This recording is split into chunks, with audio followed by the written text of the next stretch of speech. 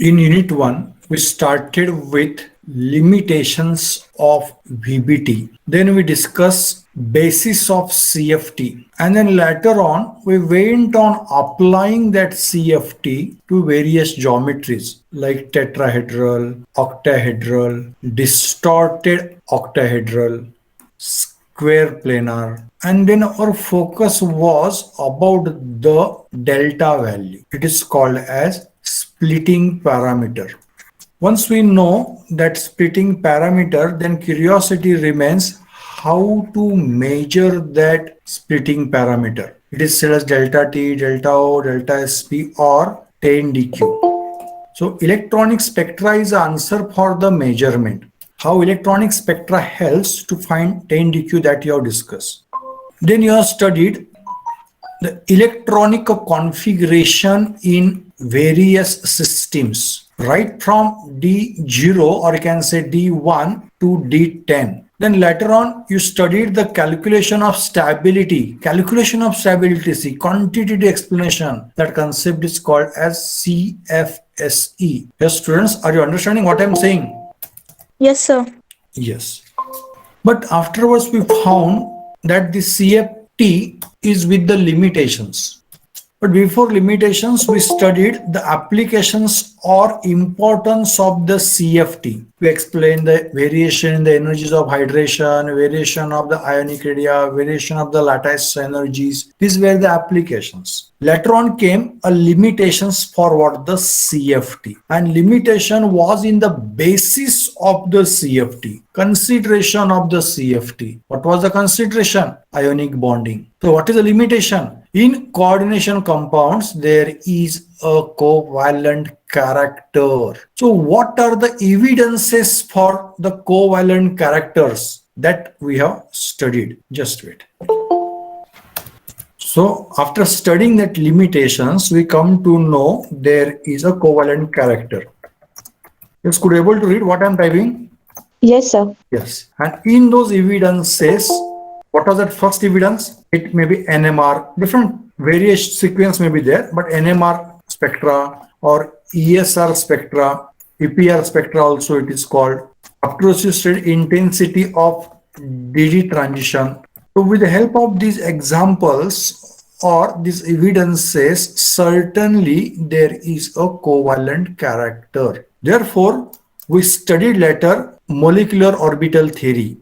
And that molecular orbital theory for octahedral complexes, that was our discussion. First general approach means orbitals from metal ion, orbitals from ligand, suitability of their interaction, and establishment of molecular orbitals that we have studied. At first, which kind of bonding was there? Which bonding we have studied in molecular orbital theory? Complete at least. Sigma bond. Sigma bonding. Yes, sigma bonding.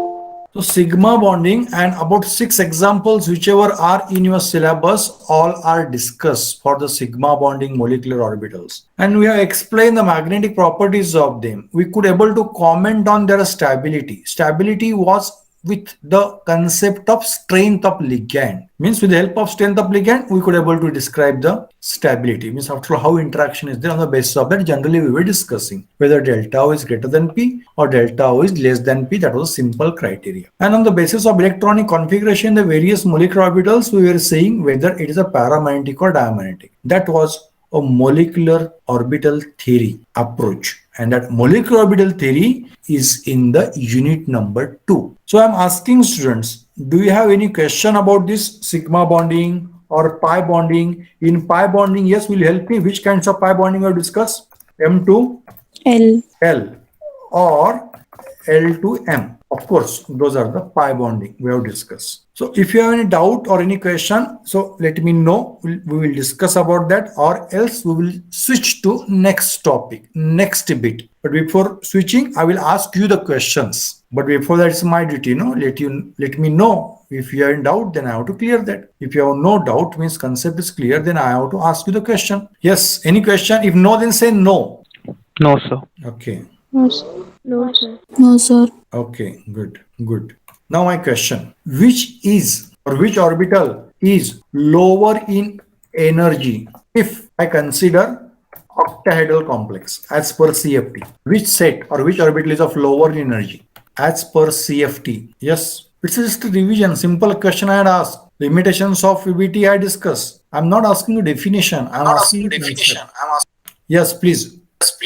A1J. No, I am asking about crystal field theory. And that crystal field theory for which complex? Octahedral complex. T2G. Right. T2G is of lower T2G. energy, is of the higher energy. Yes. Now, same question. If I ask for tetrahedral, of course, as per CFT, what's your answer for tetrahedral? Dx square minus y square and dz square. DX square minus Y square DZ. EG. No, no. What I'm asking, which set of orbitals? Absolutely, you're right. Those orbitals are there. What is the name of set of orbitals? It's a Mulliken configuration. Yes, please. Eg. EG. E G. It is a wrong answer. Will anybody correct that? Only E. Brilliant answer. For tetrahedral complex, there is a no center of inversion, center of symmetry. Therefore, there is no G-redness. See, tetrahedral structure means just one bond, second bond, third bond, fourth bond. It's a tetrahedral structure. So if I consider, say, any point or any ligand here, and if I draw a line up to center here, and if I extend the line to the same extent, will I meet other atom? Will I meet other ligand? Absolutely not. So there is no center of symmetry. Therefore, there will be no G here, only E. Yes, students, are you following what I'm saying? Yes, sir. Yes. Now 10 dq means our splitting parameter. This 10 dq value can be measured by means of. How can we measure that? Answer is in. Delta O. Yes, no. Delta O means 10 dq. Example. For octahedral complex, delta O means 10 dq. How to measure that? Where is the answer for measurement? Difference between T2G and EG. That's a concept. That's a concept. Brilliant answer. But that is a concept. What is 10 dq? Is the difference between the T2G and EG, especially for the octahedral complex. A delta O, one can say. My question is measurement. How can we measure that? For measurement, what do you need? Let me know who is brilliant. For measurement, what you need? Energy. Yes, that energy means 10 dq. Energy gap means 10 dq. But what you need for that to measurement? Parameter. That is we want to measure. That parameter we want to measure. Excitation. Yes, excitation will occur, but excitation will occur and we can find that excitation. We can measure that excitation by means of what? That is my question. Barycenter. No, that's a barycenter is a gap. So not gap. Barycenter is a central point. Central point. Central level it is point, or other case central level. Number of electrons. No, no. Listen. Question.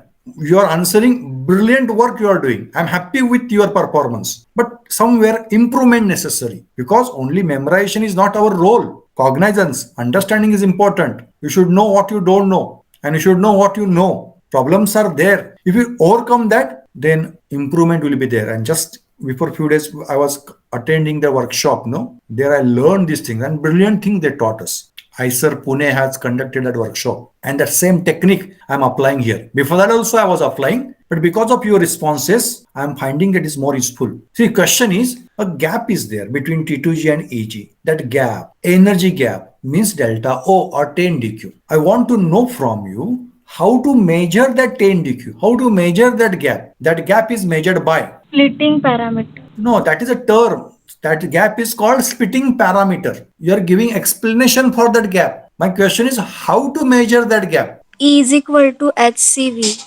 Right. Okay. Mathematical expression we got. E is equal to HC upon lambda. Lambda was there. Are you following what I'm saying? Yes. This lambda you get from what? That was question. Yes, you are near to answer. It is in electronic excitation. Somebody said absolutely right. But electronic excitation we measure in which or where we find answer for that excitation data. Frequency. Yes, frequency or wavelength. Yes, we need frequency or wavelength. But where you find that frequency or wavelength? What is called? Yes, at least now. Absorption. Radiation absorb. Yes, electronic transitions are there. It is called as electronic absorption. Yes, final answer absorption. Answer is in what? Spectra. Right, I was expecting this answer. At last you have answered. Electronic absorption spectra. And that electronic absorption spectra will give us the value of lambda, or it can give the value of nu bar. Means it is called as wave number. Once you find lambda, frequency also you can understand. So if you know frequency, then E is equal to, yes, what is the formula for energy? E is equal to h nu means frequency, or E is equal to hc upon lambda if we know the wavelength, and if we know the wave number, then it will be E is equal to hc into nu bar. Don't say v bar. Somebody was saying v. It is a nu bar. It is a wave number. So with the help of this formula, we could able to find the 10 dq value or splitting parameter. Students, are you following what I am saying? Yes, sir. Yes, sir. Yes, very good thing. You are replying. Yes, brilliant, brilliant. Now I ask you one question. There was one complex called as titanium oco complex, TiH2O6 plus 3. In that central metal ion is titanium plus 3 and its outer electronic configuration is D1. Now memory based question I am asking. What is the color of this complex? At least complete. Purple. Right, right. And wavelength of absorption. Absorption takes place in this complex at which wavelength? 500 nanometer. Brilliant answer. 500 nanometer. So with the help of that, we can find out the 10 dq value or delta O value by substituting the value of lambda in this equation. Hc upon lambda, all SI units will mention, and we can calculate 243 kilojoule per mole. Likewise, you will get the answer. So you have to work on that point. So how to measure that 10 dq value? That concept I verified. Just we have revised that concept. Now I want to know from you, if delta O value means splitting parameter for octahedral complex is greater than pairing energy, then what we say for that? Low spin or high spin? Low spin. Brilliant. Low spin. So with the help of that, we can distribute the electrons and we can understand the properties of that compound, or CAPC value especially we were calculating. Now remaining portion of the crystal field theory revision we will do later. But remember, before start of the new point, new lecture, we will revise the previous thing, and their responses from you is very important. Yes, is it clear? Yes, Yes or sir. no? Yes, Okay. sir. Okay. Now I'm discussing stability of complexes. And this stability is of two types. The first, thermodynamic, and second, kinetic. So as per name, it is related to temperature or heat, and kinetic means as per name, it is related to speed. Kinetic energy we say. Potential energy means stationary energy, and kinetic energy means energy in speed. So thermodynamic and kinetic stability, these two parts are there in true sense. But out of that, in this bit, we are going to focus on this thermodynamic stability. What is this thermodynamic stability? It is a concept related to formation or deformation of what? Complex.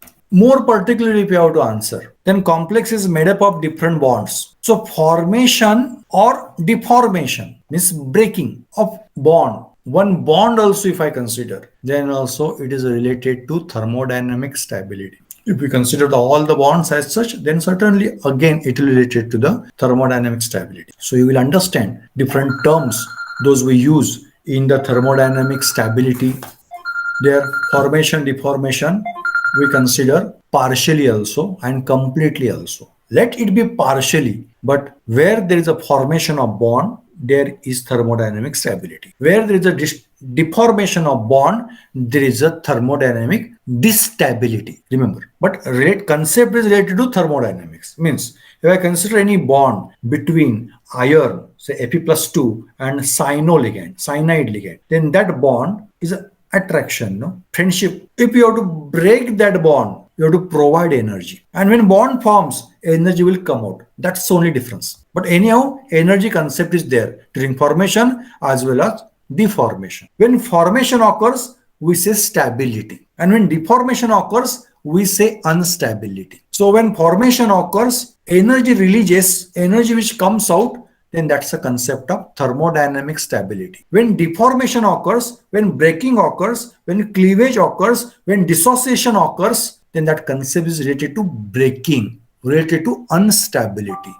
So that energy, that concept, that temperature is related to thermodynamic instability. So students, I am discussing here a thermodynamic consideration. A thermodynamic consideration for formation or deformation. If I say formation, then you can say stability, and if I say deformation, then you can say instability. To form a bond or while forming bond, energy comes out, and while deforming bond, energy is needed. But those concepts are related to energy or related to temperature, related to heat. All those are related terms. So that energy which resembles the stability, that temperature which resembles the stability, that heat which resembles the stability or instability, you can say, that is a thermodynamic consideration. Are you following what I'm saying? Yes. Yes, sir.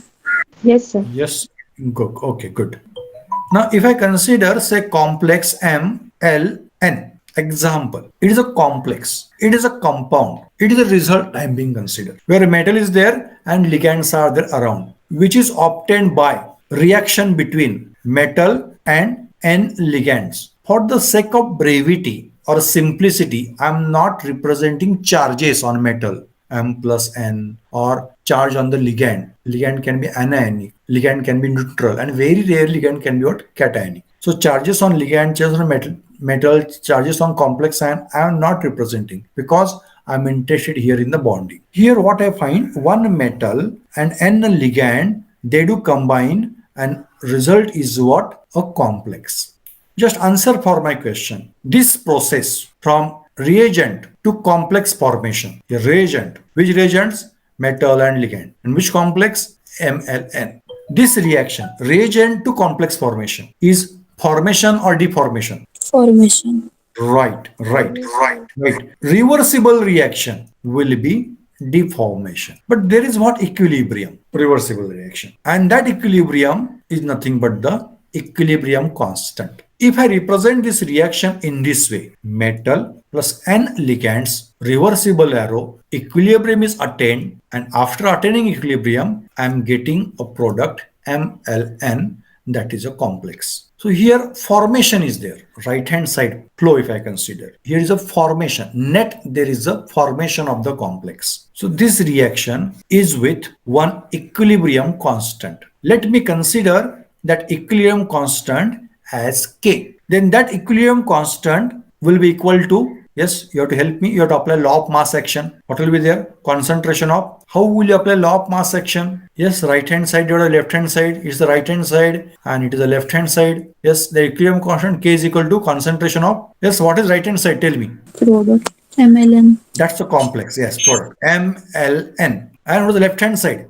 Concentration of metal into, here into it, dot, or you can say cross, concentration of ligand. But whatever the concentration of ligand is there, raised to N. Why raised to N? Why raised to N? Because, yes, help me. And number of ligands. Number of ligands are N. So number of reagent molecules, that will become the power for that concentration of the ligand. So that is nothing but the equilibrium constant. So if I consider a complex at right side as a product, then this equilibrium constant is called as formation equilibrium. Formation of what? Coordination compound. It's a complex. It's a formation equilibrium constant. And this equilibrium constant resembles or explains or describes stability. More the stability of the complex, that equilibrium will shift more towards the complex. Means that forward reaction will be faster or will go to the more extent. But after all, what happens?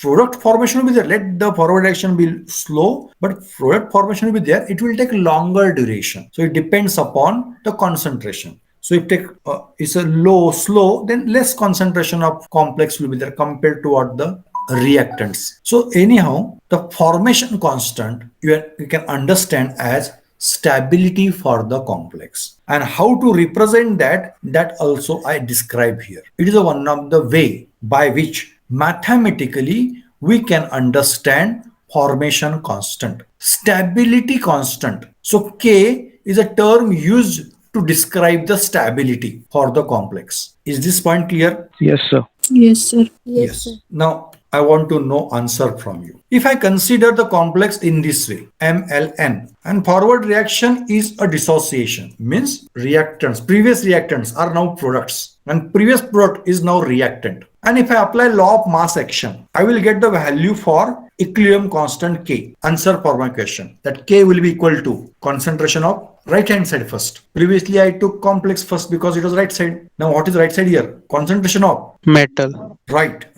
into, you can say dot or you can say cross, into concentration of Ligand. ligand. Important thing, what is there? Rest to N. Raised to n. Brilliant. Divide by concentration of, help me. Complex. Right, complex MLN. What is this? It is not the formation of the complex. Here deformation is there. Instability is there. Previously stability was there. Here instability. So we can say this as Ki. Previously what we considered, that was Kf, say formation constant. So Ki, instability constant, is equal to 1 upon Ks, reciprocal of stability constants, or stability constant is equal to reciprocal of instability constant. It's a simple concept that I am informing to you. It is a mathematical expression for thermodynamic stability of the complexes. It's one of the way by which we describe the stability. Is this point of discussion clear? Yes, sir. Yes, sir. Yes. So our point of discussion here was regarding stability, and that stability we can measure in terms of two ways. One by formation and other by deformation. Formation will give us stability constant Ks. Deformation will give us instability constant Ki. What is the relationship between the Ks and Ki? Ki is equal to 1 upon KS. brilliant. That was my first point of today's discussion. Now I am going to the second point. Formation constant in general, that's a K we discuss. But suppose if we consider stepwise formation, then means my point of interest here is to describe ML6, or in general, if I have to talk, let me say MLN. This is a complex in general. Then what theory says? All n bonds, L is a ligand, no? N number of ligands are there. All those n bonds simultaneously are not forming. Stepwise they are forming. So now I am discussing stepwise formation constant. Let us consider only metal, one atom or ion. It combines with one ligand and that results Ml as a complex, part of the complex actually. Second time what happens? This Ml will combine with one more ligand to produce Ml2. Likewise, Mln minus 1 will combine with ligand to result Mln. These reactions are stepwise reaction, one by one. One ligand, second ligand, third ligand, fourth ligand, fifth ligand. Likewise, addition of ligand sequentially, stepwise. And I am finding here the various equilibrium constants. These various equilibrium constants are labeled as first step K1, second step K2, third step K3, K4, likewise is the nth step, last step Kn. So what are these K1, K2, K3, K4 and up to Kn? These are stepwise formation constants. I repeat, I am discussing here stepwise formation constants. So I represented here different reactions. First step, second step, likewise all steps are there, but I have not represent all. Directly I went to last step. Could you able to understand last step? Yes or no? This last step. Yes. Yes, sir. Okay, good. So this last step will give me the idea about the Kn. First step will give me the idea of K1, K2 and up to Kn. What are those? Those are stepwise formation constants. Now, how can I represent them mathematically? One by one I am discussing. First step, metal plus ligand giving a complex of only one ligand, Ml. Then equilibrium constant or stability constant I am representing as first step constant, K1. Help me. Is equal to, K1 is equal to Concentration of ml. Concentration of ml divided by concentration of m into concentration of L. Could you able to understand what I am writing? Simple things are there. Yes, is it clear? Yes, sir. Yes, Yes, sir. sir. Okay. Second step. Second step. I have to consider the product of first step, that is Ml, which will react with additional ligand to result new complex with two ligands, Ml2. That will give me the value of new equilibrium constant, that is K2, which is equal to concentration of complete Ml. ml2. Yes, Ml2 divided by concentration of ml. Ml into concentration of L. Yes, could you able to understand what I'm saying? Yes, sir. Yes. Similarly, directly you can write K3 is equal to, I take other board or yes, do you want this board or in on other board you will explain that? Okay, explain on this board first. Yes, K3 is equal to, yes, what should be there? For K1, ML was there. K2, ML2 was there. For K3, what should be there? ML3. ml3. Right, ML3. For K1, only M was there. For K2, ML was there. For K3, what will be there? ML2. Right. And here also L, here also L. Likewise, here also L will be there. Brilliant answer.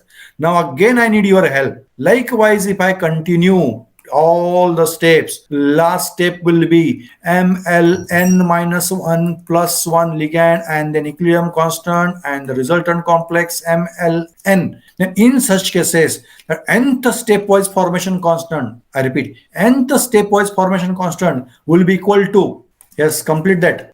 What will be there? Kn is equal to mln. MLN divided by MLN minus 1. right into L. This MLN minus 1 came here, this ligand is here, and this is a product. So we discuss here K1, K2, K3, and so on up to Kn representation. Yes. What we are discussing? Which constants we are discussing? Stability. Yes. No. Which constant? Stability constants, right. But in stability constant, one part I am discussing. General stability constants I told. General instability constant I told. Then I went further in one part. That is called as first step, second step, likewise. What is that? Stepwise. Right. It is a stepwise constant. And terms for the stepwise constants are K1, K2, K3, and so on up to Kn. Now here I want to describe one more stability constant that is called as overall stability constant. Overall, completely. Means what? Among those steps, jumps. Means while climbing a staircase, few do climb stepwise. Few do climb two steps one time or three steps one time. Rarely, but four steps one time or five steps one time. Jumping. Overall, they're covering the distance. For example, if I consider, say, second step, directly second step. In second step, what is the result? Which complex will result in second step? ml2. Right, Ml2. And this Ml2 we can get from one metal and two ligand. This is the overall reaction. Similarly, answer for my question or help me. If I want to consider third step, then what will the result? ml3. Right. And how can you obtain that? From one metal and three ligands. Likewise, if I consider nth step, what will the result? mln. Right. And nth step, M plus N L. So whichever these equilibrium constants are there, these equilibrium constants we can represent by means of law of mass action, and that equilibrium constant is called as overall formation constant. Is the second step, so we represent is by beta 2. Is the third step, so we represent it by beta 3. Is the nth step, so we represent it by beta n. What will the beta 2 value? Beta 2 is equal to concentration of this right side means Ml2 divided by concentration of reactant. So here metal will come into concentration of ligands L. But how many ligands are there? 2. So it is overall. It's not stepwise. It's overall. Jump wise. Is beta 2 representation clear? Yes, sir. Yes, sir. Similarly, help me now then. Beta 3 is equal to? ML3. Right? Complete. Next. Divided by? ML2. No, see the reaction. This is the reaction. Ml2 was there where? In M. stepwise formation constant. Here M, only M will be there. Yes, then what should be there? l3. Right, L. Rest 2. 3. Brilliant answer. Now, Beta n is equal to complete. MLN Brilliant. Then M brilliant. L raised to N. Brilliant. Okay, simple things are there. So beta 1 I not represented there. Beta 1 and K1 will be same. Beta 1, beta 2, beta 3, beta 4. Likewise up to beta n. What are these? Beta 1, beta 2, beta 3, beta 4, beta n. These are overall formation constants. So what we learn now, we represent overall formation constants by beta terminology. Beta 1, beta 2, beta 3 and so on. Is this point clear? Yes. Yes, sir. So what we learned so far, we discuss stability constants, say formation stability constants. We discuss instability constant, say deformation constant, instability. Relationship between them we discuss. It is just as what the formation constant is equal to 1 upon Ki. Then I told you about the stepwise formation constants K1, K2, K3 and so on up to Kn. These are stepwise formation constants. Then I discuss, yes, help me, which constant we discuss? Last, just I discussed, it was? Stepwise No, stepwise I discuss here. After stepwise. overall. Yes, that's a beta 1, beta 2, beta 3, and so on up to beta n. Now I want to cover the point of relationship between these stepwise and overall formation constants. Now few minutes are there, but let me complete this point. Shall I complete that? Yes. Yes, sir. Yes. Let me consider one reaction. Means for beta I am talking about. I want to consider second reaction. That's a metal combining with two ligand and to result Ml2. From this reaction, I can write beta 2, second step, no? So beta 2 is equal to Ml2 divided by concentration of M into L raised to 2. Am I right? Yes, sir. Yes. I can simplify it.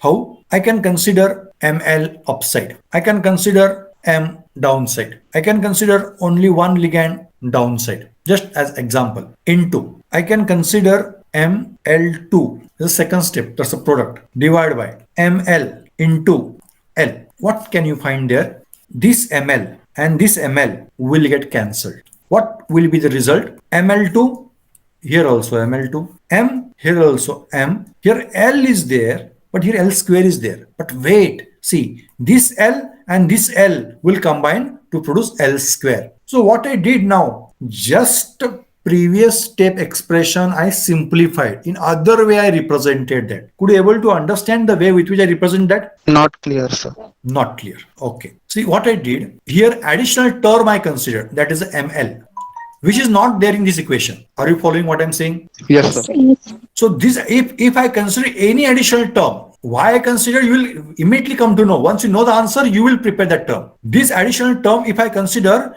then I have to remove that term. I remove that term here, see, by considering ML here. So whatever I consider one term, by other equation or other quotient, I removed that term. But I consider the term. Why I consider, you will come to know very soon. So this ML seems to be the new one. ML seems to be the additional one, but it is not to worry. Are you following? Yes. Yes, sir. Then what is there in ML2? I consider ML2 here. M, I consider M here. L square only what I did, I divided. How? One where L and other where other L. That only change I did. Means previous equation I rearranged, shuffled. In different way I represented that. Is it clear now? Yes, sir. Yes, sir. Okay. Now I want answer from you all wise students. This. What is this and what is this? This first square or rectangle means what? ML divided by M into L means what? Previously we discussed stepwise formation constants from that. K. K1. Brilliant. K1. So it is K1 into, what is the second bracket? K2. Right, K2. So what is the conclusion? Beta 2 is equal to K1 into K2. Let me write here. Beta 2 is equal to K1 into K2. In order to bring K1 value here, I consider ML there. And later on ML was cancelled because I wanted to bring that equation. Other equations also are in the same way. You will understand that very soon. Is it clear what I'm saying? Yes or no? Yes, sir. Yes, other students reply. Why I'm not getting? Okay, beta 2 is equal to what? K1 into K2 that we concluded. What is the conclusion? Beta 2 is equal to K1 into K2. Now I want to consider beta 3. Beta 3 is my consideration now. Tell me, what should be the equation? Metal plus how many ligands? 3. Right. 3. Product? Ml3. Right. So let me represent this beta 3. This beta 3 is equal to Ml3 divided by M into L raised to 3. I can simplify it now. How? This equation I can represent. This here ml3 is there, but I want to consider k1 here. So what I'm writing here, ml. I know the answer, therefore just I'm writing. I'm simplifying that into. Yes, will anybody guess what should be here now? Which term should be there? Here, I'm writing here now. Which concentration should be there? L. Right. ml should be there. ml means so that this ml and this ml will get cancelled into L. Plus one more term will be there. Yes. Will anybody guess what should be there in these three brackets? ml, ml2. What should be here now? 3. Right. ml3. ml3. What should be here? This ml is cancelled. Now I want to cancel this ml2. So what should be here now? Ml2. Right, it is cancelled now. And then L. So upper equation only represent in different way. See here. Here is ml3. This ml3 is here. What about others? This ml and this ml cancelled. ml2 and ml2 got cancelled. Whatever this metal is there, this metal is represented here M. Here ligands, three ligands are there. L cube. Those represent separately L, L, and L. So both expressions are same. Could you able to understand what I'm saying? Yes, students. Is it difficult? Yes, sir. Yes. Three blocks I am getting. So what does this first block mean? What does the second block mean? And what is this third block mean? K1, K2, K3. Brilliant. K1 into K2 into K3 is equal to beta 3. So beta 3 is equal to K1 into K2 into K3. Is this point clear? Yes, sir. So what is our conclusion? Beta 1 is equal to K1. Beta 2 is equal to K2. We can give the equation number also. Equation 1, equation 2 or equation A, equation B. Sorry. Correct me. Beta 2 is equal K1 to? into K2. Yes. K1 into K2. Beta 3 is equal to? K1 into K2 into K3. Yes, we have proved that. Yes. Likewise, if I continue, then beta n will be equal to? Kn. No. K1 into K2 into dot dot Kn. Into K3 into K4 or likewise dot Kn. This is the mathematical relationship between overall formation constants beta 1, beta 2, beta 3 and so on with stepwise formation constants K1, K2, K3 and so on. So today I covered first point as stability and stability constant, instability constant, relationship between them. Second point I covered, I told you stepwise formation constant. Third point, overall formation constants. And fourth point, just now covered, it is a relationship between stepwise and overall formation constant. In your syllabus, specifically it is mentioned, relationship between the various stability constants. So is today's discussion clear to you? Yes, sir. Yes, sir. Yes, students. So shall we stop now? Yes, sir. Yeah. If you have no doubt or no question, then I declare here today's session is what over. Quit now. I stop recording.